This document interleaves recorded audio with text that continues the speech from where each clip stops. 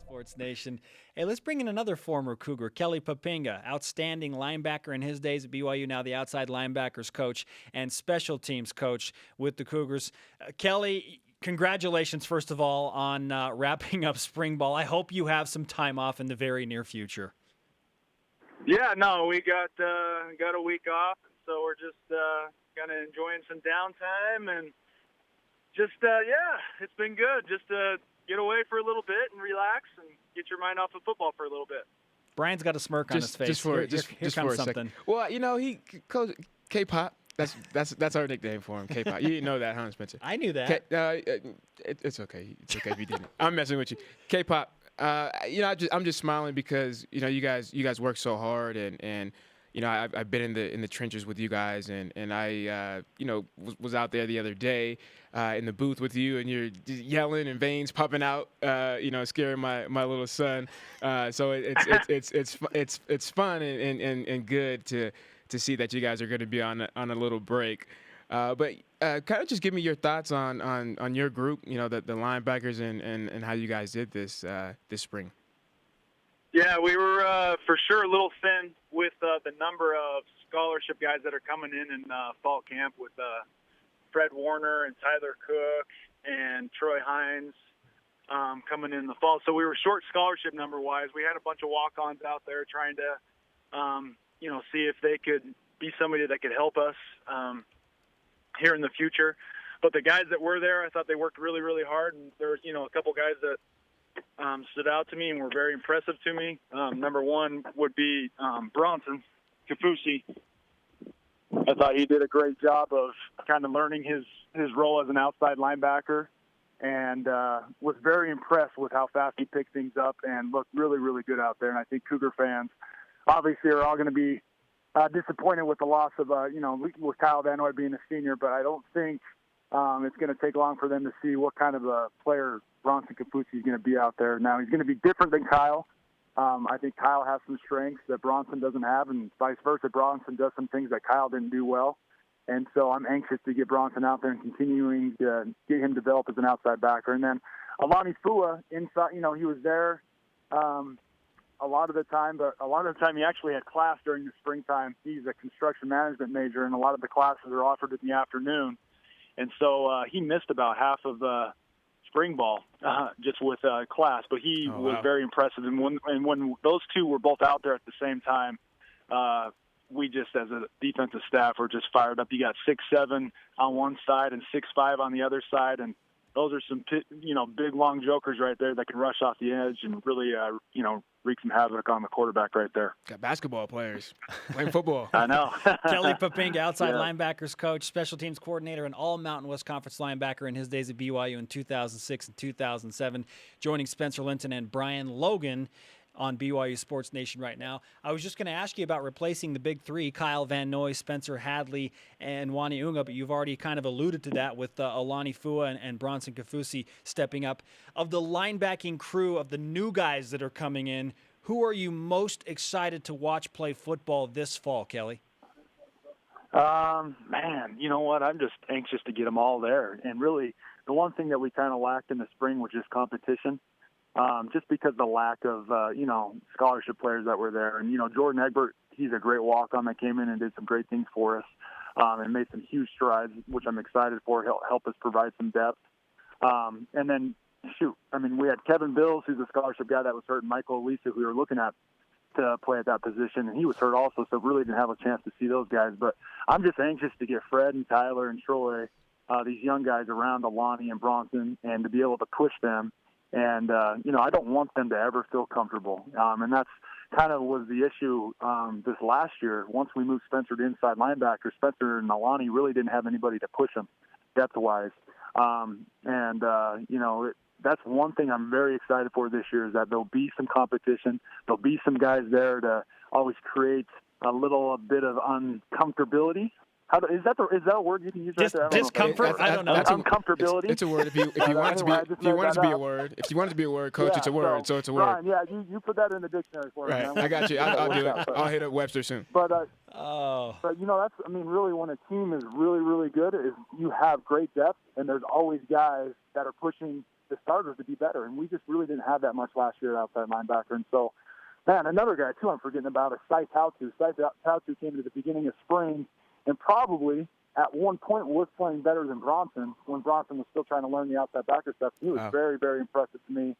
And unfortunately for him, he tore his shoulder about the second or third week into camp. And he won't be back with us until late September, early October. He tore a labrum. And so unfortunate for him. But very athletic, big linebacker that we're going to have in the future. So I'm excited to get him healthy and back, helping us depth-wise at the outside backer. But we have a ton of players, guys. I mean, that's the one thing I'm super fired up about is there's anywhere we go, there are athletes. And for us to be great on the edge and to rush the passer and to stop the run and to drop into coverage, we need great athletes. And I think we have about 6 or 7 of them that can go out there and play high-level football for BYU.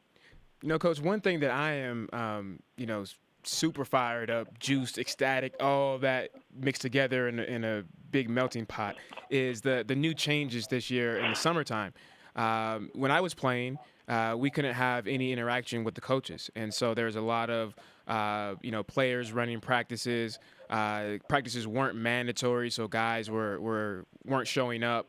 I know with BYU, a lot of the guys were taking this opportunity to go and get married, go on honeymoons.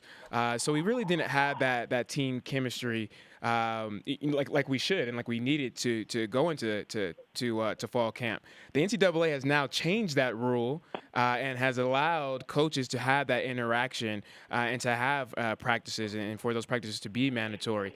How excited are you to have that? How does that change things? Give me your perspective on that.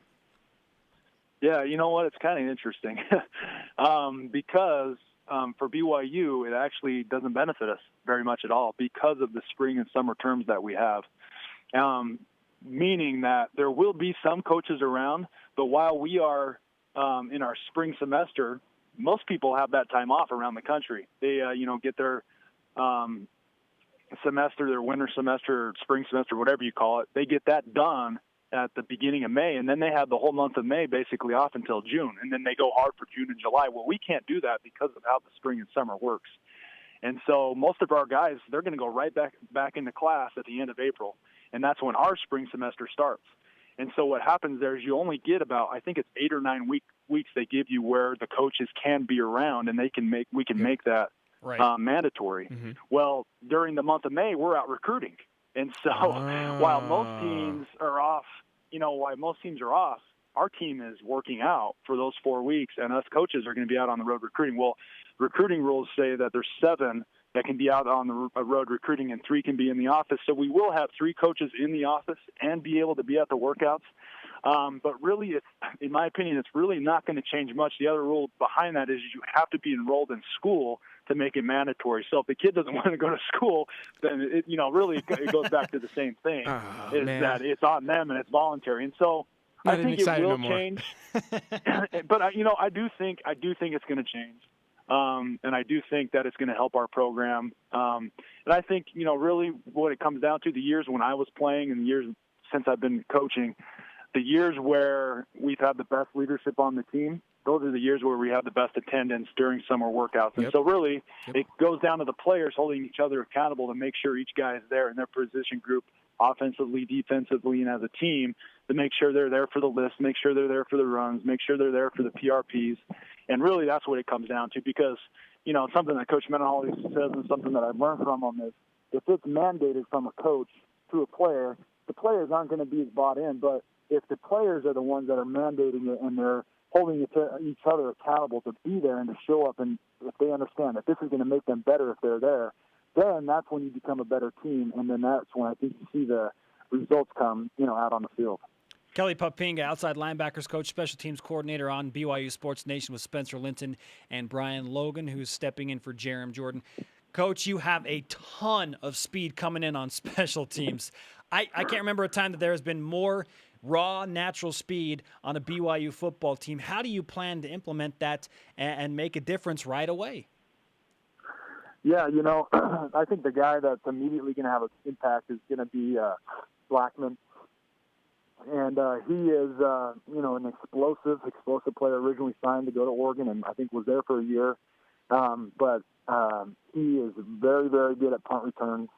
And so I know that he'll be able to come in immediately and be able to give us a huge, I shouldn't say huge upgrade, because JD was very consistent back there, and he ran back, I think, 3 touchdowns for us over the last couple of years. And so he was very, very good back there. But this guy, he's going to be different than JD. Shifty like JD is, but speed that JD doesn't have. And I would say that's where he's the difference. And, I mean, this is speed like I don't think we've ever seen really since probably Ronnie Jenkins, a guy that came, out of high school right away immediately and had a huge impact on BYU. And so this guy, he is very fast, very explosive, and every time he touches the ball, I think Cougar fans are going to be holding their breath for him to do something very special. And so I think he'll be a guy that will immediately be able to come and help us on the punt return team, and then also on the kickoff team, putting him and Adam Hine back there together with Paul Asike, who was a great off returner last year for us. Just having him in the return game is going to make our special teams that much better than it was last year.